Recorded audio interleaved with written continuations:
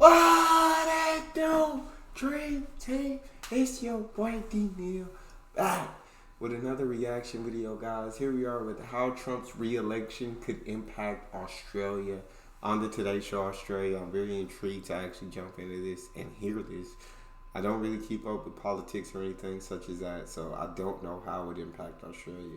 Before we jump in, make sure you subscribe to the channel, ring the notification bell, get a video a thumbs up so it gets suggested.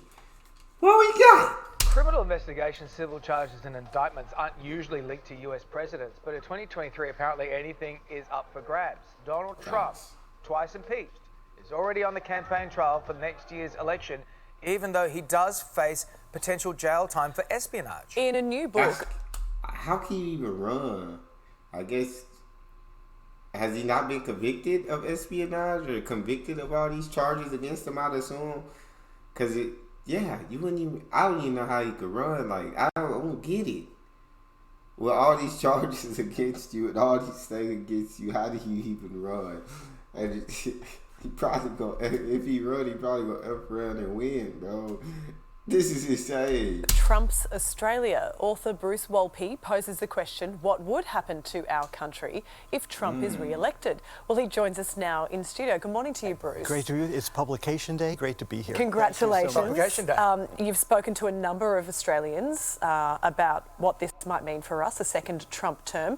What is the general feeling about what the flow and effects would be for Australia? That he's going to be just like he was, but even deeper. So the question is, what does Trump return to the presidency mean for AUKUS? What does it mean for the Quad? What does it mean for China, Taiwan?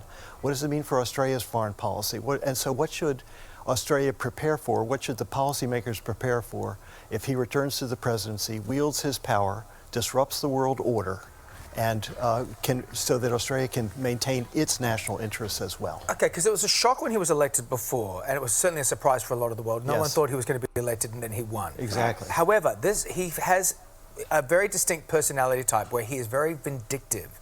So there is a lot of ruminations over there in America saying that if he does get back in, watch out, because he will absolutely come for people that were turned against him. Vengeance is the word, and that's what he... A lot of people was turned against him.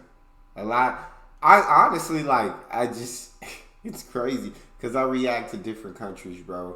And it's like all the countries I reacted to, like all the citizens and everybody, like nobody really ever had good things to say about Trump. Like everybody outside of America was like anti-Trump, bro. They don't know how he got in the office and all of that. So it's crazy. So it's like who was with him outside of America? Absolutely come for people that were turned against him. Vengeance is the word, and that's what he wants. He believes he still is the president. He believes it was stolen from him. And he intends to exact retribution for all the bad things that happened to him. So who's on his good side, who's on his bad side? And, President Xi, he wants to have a nice relationship with him. Putin, he's certainly sympathetic to.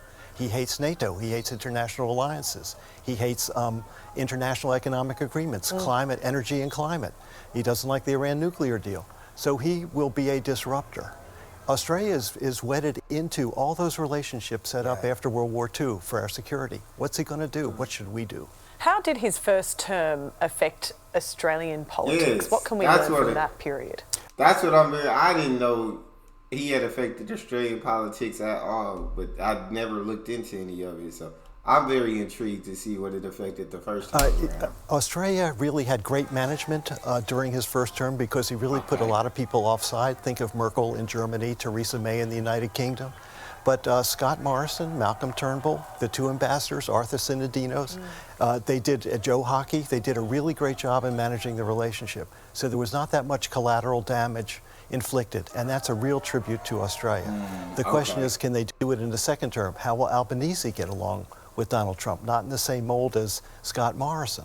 So there are going to be questions posed about what Trump's going to do around the world and what Australia should do in response. Yeah, there's the political side to this, but I also want to feel about the social side of this, because I feel like there's been a real shift in how people react to things since Trump got elected. Obviously, we know now that Twitter's a cesspool and all sorts of stuff, but he was the sort of instigator of that. Now we're seeing Nazis in Melbourne protesting continually. That sort of stems out of, what happened in America with the protest there. So I feel like what's going to happen to us as a society if he gets in again? That's exactly right. We wake up every morning to news from the United States. That's the cycle. What happened? And during his presidency, we wake up and say, well, what did he say last night? Yeah, what did he put on Twitter? And he I pushes... swear to God, and he was, like he said earlier, he's a disruptor. He was always saying something or doing something that was like out of pocket or out of nowhere, or it's like you wouldn't expect a president to do. And so this is interesting. Buttons, cultural war buttons on race, on immigration. Facts. And so they're sort of destabilizing. So the question is, how strong is Australia's democracy to withstand the Trump assault on values? And the answer is Australia's democracy is really strong.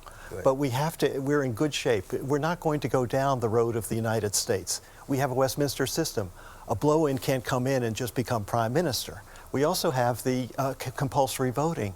That means that ultimately the country's center-left, center-right, it doesn't go extreme. In the United States, voluntary voting, if you're really amped up on abortion, you're really amped up on guns, those people show up. Here it washes out in a very normal way.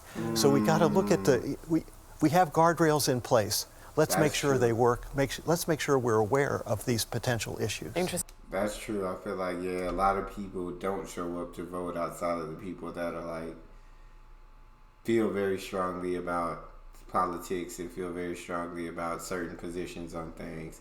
And I feel like it's more so the youth that here in America that doesn't really show up to vote. And so, it's not compulsory. It's voluntary. So you got a big chunk of people that aren't voting. Okay, so yes or no, can he win a second term? He can. I think a lot depends. That sounds incredible to us. Look at all the trouble he's been in the last 2 weeks. We've been reporting it. It's astonishing. But even with all of that, the biggest issue will be the economy. Right. And because they're just like it is here in an election. If the economy is good, that's going to help Joe Biden. If it's bad, if people are insecure, if they have anxiety, if they're worried about people displacing their role in society, their work and so forth, that's Trump territory, and he knows how to push buttons in order to win elections. He sits back in the White House on the TV and watches it all burn. That's exactly. Like the Nero. And so he could be there. All right. Great to get your insights, Bruce. Sorry Congratulations to on the. But thanks so much. No, you've given us. No, we've still got a year to freak out. Shoots to grasp. The cover alone will really do it. The cover's fun. Congratulations on you. Thank you. Trump's Australia is in all good bookstores from today. Dang, that's crazy to think about. Because you don't think about how, like, the president of the U.S., like, could possibly affect the rest of the world or have an impact on the rest of the world. And so, I just, that's crazy to see, but very intriguing. That's all we got, though. If you guys have a favorite video suggestion, you can subscribe to Patreon or drop it in the comment section. It's your boy, Neal. Out.